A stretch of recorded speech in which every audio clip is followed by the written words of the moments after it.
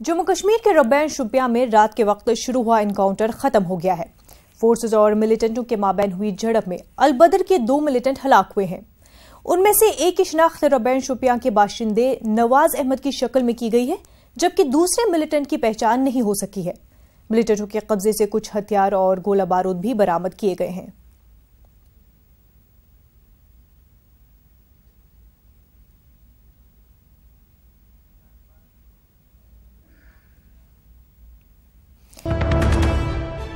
एक बड़ी खबर सामने आ रही है।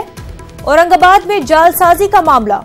हज कमेटी का चेयरमैन बनाने का झांसा देकर किए लाखों रुपए हड़प। बिल्डर आरिफुद्दीन सिद्दीकी के साथ धोखाधड़ी। पिछले चंद महीनों में 33 लाख रुपए ले लिए।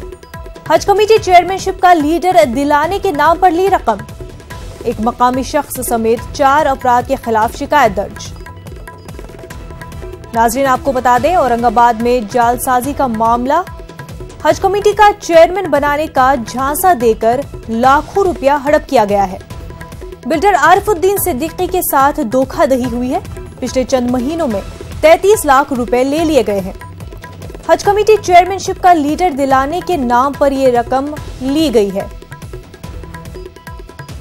एक मकामी शख्स समेत 4 अफराद के खिलाफ शिकायत दर्ज की गई है।